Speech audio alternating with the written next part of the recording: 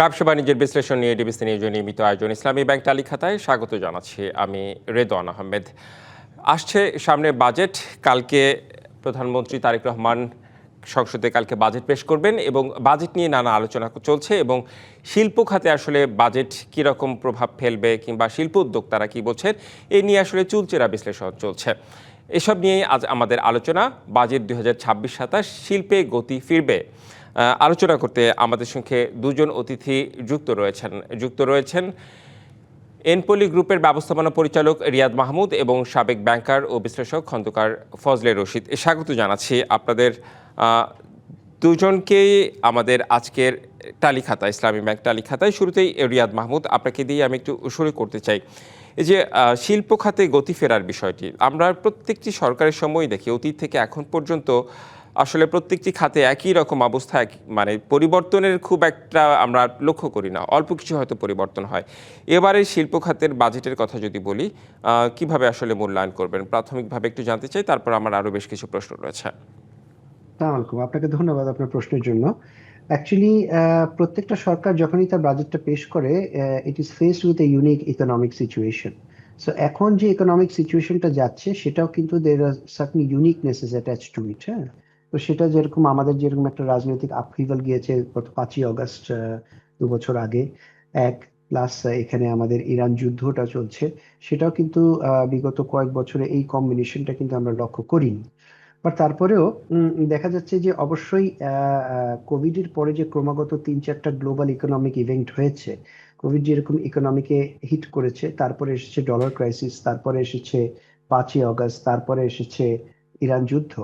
So এগুলা কিন্তু আমাদের সার্বিক অর্থনীতিকে একটা চাপের মধ্যে ফেলেছে এবং আমাদের দেখা গেছে যে আমাদের ডিমান্ড সাইডটা বেশ হ্রাসও পেয়েছে।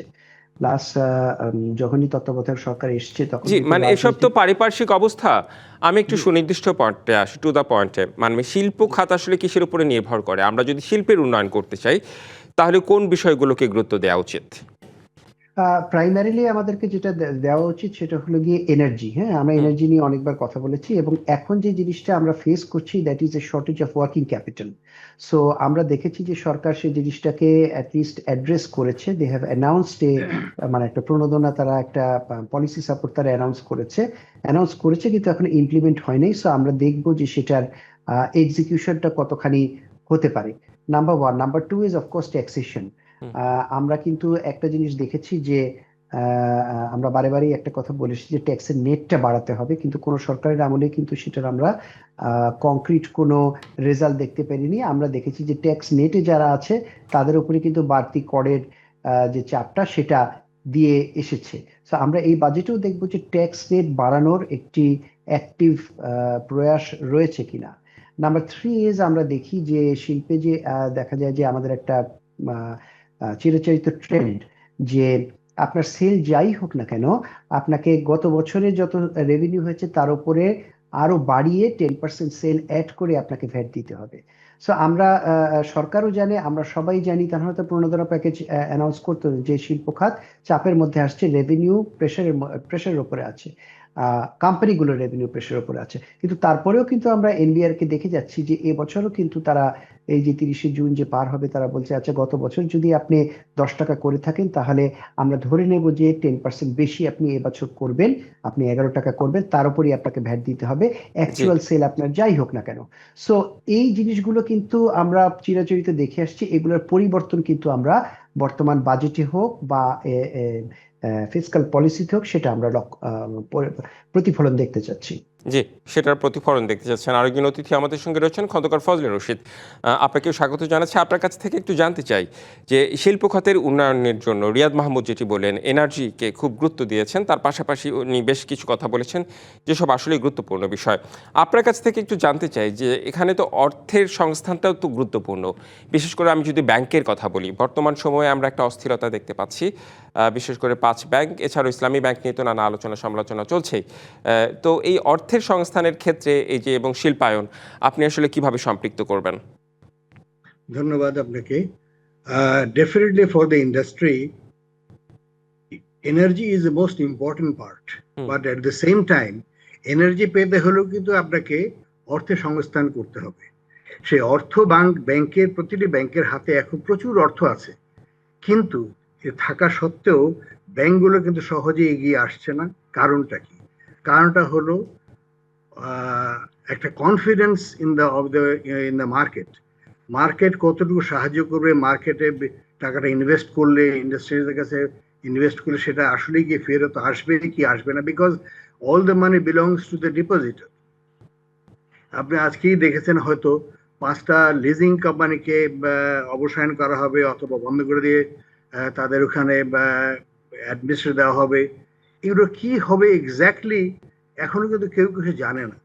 যেমন এর আগে 5টা ব্যাংক একত্রিত করা হলো, এর চেয়ারম্যান একজন আসলেন, উনি রিজাইন করলেন, এমডিকে একজন নিয়োগ করা হলো, এমডিও পদত্যাগ না, উনি জয়েন করার আগেই বললেন যে আমি জয়েন করব না। আবার নতুন চেয়ারম্যান এবং এমডি দেওয়া হলো। আমি জানি না এখন এরা কি করবেন। সুতরাং আমাদের প্রথমে এই ফাইন্যান্সিয়াল সেক্টরে একটা ডিসিপ্লিন একটা রোড ম্যাপে আসতে হবে, কিভাবে এর থেকে পরিত্রাণ পাওয়া যায়, এই অস্থিরতা থেকে এই আস্থা ফিরিয়ে কিভাবে আনা যায়, এটাকে সরকারকে খুব গভীরভাবে চিন্তা করতে হবে। হুইমিসিক্যাল কোনো ডিসিশন বা টেম্পোরারি কোনো ডিসিশন নিয়ে কিন্তু আগানো যাবে না। জি, আপনার কাছে কি মনে হয় যে আমাদের যে আজকের আলোচনার বিষয়, মানে শিল্পে গতি ফিরবে কি, মানে আমরা একটা প্রশ্ন রেখেছি, আপনার কাছে কি মনে হয় যে বর্তমান যে শিল্পের অবস্থা সেটি আসলে খুব স্বাভাবিক, কিংবা সেটি কি আরো সচল করার জন্য কোনো কিছু করা উচিত, কিংবা আপনার কাছে আসলে আপনার ব্যাখ্যাটা জানতে চাই। অ্যাকচুয়ালি ইন্ডাস্ট্রিতে যে অবস্থা এখন, অনেকগুলো ক্রাইসিস আছে। একটা প্রথম ক্রাইসিস যেটা হলো এনার্জি ক্রাইসিস, ডেফিনেটলি আজকে শুধু না, আজকে থেকে না, অনেক আগে থেকেই চলছে। রিসেন্টলি যোগ হয়েছে গত 2-3 বছর বা আরো আগে থেকে যোগ হয়েছে ফাইন্যান্সিয়াল ক্রাইসিস, প্রপার ফাইন্যান্সিং। এই ফাইন্যান্সিং এর জন্য যেহেতু ব্যাংকগুলো এগিয়ে আসছে না, গভর্নমেন্টের হাতে প্রচুর বা গভর্নমেন্ট একটা প্ল্যান করেছে যে কি বলে যেসব সিক ইন্ডাস্ট্রি বা যেগুলো বন্ধ হয়ে গেছে সেগুলোকে ফাইন্যান্স করবে এবং গতি ফিরিয়ে আনবে। কিন্তু ব্যাংকরা যদি প্রপারলি এগিয়ে না আসে, যদি ব্যাংকের মনে যদি অস্থির থাকে যে আমার যে টাকাটা ইনভেস্ট করব সেই টাকাটা ফিরবে কি ফিরবে, পলিটিক্যাল স্টেবিলিটি যদি না থাকে, কেউ কিন্তু ফিনান্স করতে সাহস পাবে না। এবং যারা টাকা নিবেন তারাও যদি বলেন যে ভাই আমি তো টাকা নিয়েছিলাম কিন্তু দেশে তো এই অবস্থা কিন্তু ভালো না, আমরা প্রপারলি চালাতে পারিনি, তখন কিন্তু ব্যাংকরা will be in trouble again. The ব্যাংকের আপনি দেখবেন যে ব্যাংকের ক্লাসিফিকেশন বেড়ে যাচ্ছে। কারণটা কি? কারণটা হলো গত এক যুগ বা তারও বেশি সময় ধরে আমরা আমাদের যে ব্যাংকগুলো যে লোন দিয়েছে, লোন কিন্তু পুরোটা লোন না। আমরা প্রায় বলি আমাদের এনপিএল বাড়ছে, এখন বাড়তে বাড়তে অ্যাভারেজে গোটা কান্ট্রির লোন ক্লাসিফিকেশন প্রায় 35% বা 36% হয়ে গেছে। বাট অ্যাকচুয়ালি এর মধ্যে কতটুকু লোন এবং কতটুকু stolen money, that is to be find out. আমাদের কিন্তু একটা বিরাট চাঙ্ক অ্যামাউন্ট লোনের নামে চুরি হয়ে গেছে। এটা যেভাবেই হোক, এটা প্রেশারেই হোক, বিভিন্ন বা লুটেরদের কর্মফলই হোক, যেভাবে হোক ব্যাংক থেকে কিন্তু এই টাকাগুলো বেরিয়ে গেছে এবং এটা কিন্তু বিজনেসে লাগেনি, বরং এটা দেশের বাইরে চলে গেছে। সুতরাং এই যে স্টোলেন মানি, এইটাকে ফিরিয়ে আনা কিভাবে সম্ভব, এটাকে গভর্নমেন্ট অনেক চেষ্টা করছে। ডেফিনেটলি আরো এটাকে আরো প্রেশার মানে এটাকে স্ট্রেস দিতে হবে যেভাবে টাকাটা ফেরত আসে, এবং গোটা পলিটিক্যাল সিনারিওটাকে একটু স্টেবল করতে হবে। যেমন প্রতিদিনই মোটামুটি আমরা দেখছি এখন বিভিন্ন ধরনের মিছিল মিটিং এইসব চলছে। এইভাবে কিন্তু কোনো ইন্ডাস্ট্রিজ এগিয়ে আসবে না। তারা চিন্তা করে কালকে আমি খুললাম যদি আগুন লাগিয়ে দেয় অথবা কোনো আবার লেবার ট্রাবল দেখা বুঝতে দেয়, পেরেছি। তখন তো আমরা তার মানে হচ্ছে মানে রাজনৈতিক স্টেবিলিটি এবং অন্যান্য যেসব ক্রাইসিস সেগুলো আসলে মোকাবেলা করা খুবই গুরুত্বপূর্ণ। আপনাদের দুজনের কাছে আমি আবারও ফিরবো, তবে তার আগে আমার একটা বিরতিতে যেতে হবে। বিরতির পর ফিরে এসে আমি আবারও এই প্রসঙ্গে আপনাদের সঙ্গে কথা বলবো। এখন নিচ্ছে একটি বিরতি, সঙ্গেই থাকুন। আবারও স্বাগত জানাচ্ছি ব্যবসা বাণিজ্যের বিশ্লেষণ নিয়ে ডিবিসি নিউজের নিয়মিত আয়োজন ইসলামী ব্যাংক টালি খাতায়। আজ আমাদের আলোচনার বিষয় বাজেটে 2026-27 শিল্পে গতি ফিরবে কি। আলোচনা করতে অনলাইনে যুক্ত রয়েছেন এনপলি গ্রুপের ব্যবস্থাপনা পরিচালক রিয়াদ মাহমুদ এবং সাবেক ব্যাংকার ও বিশ্লেষক খন্দকার ফজলে রশিদ। আবারও বিরতির পর আপনাদের দুজনকেই স্বাগত জানাচ্ছি। রিয়াদ মাহমুদ, আপনাকে দিয়ে শুরু করতে চাই। খন্দকার ফজলে রশিদ বেশ কিছু ক্রাইসিসের কথা বললেন, তার মধ্যে হচ্ছে লেবার ক্রাইসিস, চুরি যাওয়া অর্থ, এসব ক্রাইসিসের কথা বললেন। আপনার কাছ থেকেও একটু জানতে চাই যে এই শিল্প খাতে আমরা যদি আরও গতি বাড়াতে চাই, তাহলে কোন কোন ক্রাইসিসগুলোকে গুরুত্ব দিয়ে আসলে সমাধান করা উচিত? দেখুন, আসলে খন্দকার ফজলে রশিদ সাহেব যে বললেন যে ফান্ডের ক্রাইসিস, হ্যাঁ, দ্যাটস আ ফ্যাক্ট। সেটা যে কারণেই হয়ে থাকুক না কেন, ইয়েস, ব্যাংকিং খাতে একটা দুর্নীতি হয়েছে, এ ব্যাপারে আমাদের অস্বীকার করার কোনো উপায় নেই, but the fact remains that the manufacturing sector is lacking of funds. এক নাম্বার কথা, ব্যাংকগুলোর কাছেও ফান্ড নাই বা কনফিডেন্সের অভাব আছে, তারা দিতে পারছে না। বাট আরেকটা কাজ করা যেতে পারে, রশিদ সাহেব যেহেতু এক্স ব্যাংকার ছিলেন, প্রত্যেকটা ব্যাংকেই কিন্তু সেখানে ব্যাড অ্যাসেট রিকভারির জন্য একটা ডিপার্টমেন্ট থাকে। তারা কিন্তু খারাপটার সাথে ভালোটাকে মেশায় না। সো আমরা যদি এই খারাপটার সাথে ভালোটাকে না মিশিয়ে খারাপটাকে আলাদা করে ফেলি, সেটা ম্যানেজমেন্টটাকে আলাদা করে ফেলি এবং ভালোটাকে আলাদা করে ফেলি, তাহলে কিন্তু সেখানে একটা গতিশীলতা আসবে। তাহলে আমরা যদি দুটোকে একসাথে করে ফেলি, তবে ভালোরাও কিন্তু দে উইল বি পিনালাইজড। হ্যাঁ, এক নাম্বার কথা। দুই নাম্বার কথা হলো that the fact of the matter is যে অনেকেই কিন্তু পার্টিকুলারলি ব্যাংকিং কমিউনিটি কিন্তু লং টার্মে তারা ইনভেস্ট করতে ভয় পায় এবং মানে এখন শিল্প প্রতিষ্ঠানগুলোতে, এবং আমাদেরকে সিকিউরিটিজ এন্ড এক্সচেঞ্জ কমিশন যা বলেছে যে actually long term capital investment should not be done through commercial banks, it should be done through equity markets. Equity মার্কেটও কিন্তু কিছু ক্রাইসিসের মধ্যে দিয়ে গেছে, বেশ কিছু ক্রাইসিসের মধ্যে গেছে। আমি যদি একটু ইন্টারাপ্ট করি আপনাকে, যে আপনি বললেন যে লং টার্মে ইনভেস্টমেন্টের জন্য আসলে ভয় পাওয়ার ইস্যুটা, এটা আসলে আপনার কাছে কেন মনে হয়? মানে কেন ভয় পাওয়া? এই মুহূর্তে যেটা আপনি দেখছেন যে দেখা যাচ্ছে যে ব্যাংকগুলো তো কোম্পানিগুলোকে লং টার্ম ইনভেস্টমেন্টে গিয়েছিল, 6, 7, 8 বছরের টার্ম লোনে গিয়েছিল, কিন্তু দেখা যাচ্ছে অনেকগুলো টার্ম লোনে কিন্তু ব্যাড হয়ে গিয়েছে। রশিদ সাহেব যেটা বললেন যে কোনোটা চুরি হয়েছে, আবার কোনোটা অ্যাকচুয়াল ব্যবসায়িক লস হয়েছে, সেটার কিন্তু আমরা এখনো ডিফারেন্সিয়েট করিনি। সো যেহেতু এরকম একটা ঘটনা ঘটেছে, সেহেতু এই লং টার্ম ইনভেস্টমেন্টে ব্যাংকগুলো এখনই যেতে খুব একটা কমফর্ট ফিল করে না, নাম্বার ওয়ান। নাম্বার টু, পলিসিগত বিষয়ে কিন্তু কোনো দেশে কিন্তু আমরা দেখি না যে ব্যাংকগুলো লং টার্ম ইনভেস্টমেন্টে যায়। ব্যাংকগুলো কিন্তু ওয়ার্কিং ক্যাপিটাল ইনভেস্টমেন্টে যায়, অর্থাৎ relatively short term. Relatively short term আমরা বলতে কি বুঝি, 1 দিন থেকে ম্যাক্সিমাম 2 বছর, তারপরে কিন্তু we are getting into the realm of longer term. তো সেটার জন্য কিন্তু আমাদের অন্য ফাইন্যান্সিং ভেহিকেল আছে, সেগুলো কিন্তু পার্টিকুলারলি ক্যাপিটাল মার্কেট, যেটা কিনা আমাদের এখানে একেবারেই ডেভেলপ আমরা করতে পারিনি গত কয়েক বছরে। বাট আপনি যদি কিছুটা আশার আলো দেখেন, we have seen that a new commission has taken place, এবং আমরা as a business group we have already অ্যাসোসিয়েশনের পক্ষ থেকে বলেন আর যাই বলেন না কেন, পাবলিক লিস্টেড কোম্পানির পক্ষ থেকে বলেন, we have met the chairman and he has promised us, which is a very good sign, that we should expect deregulation.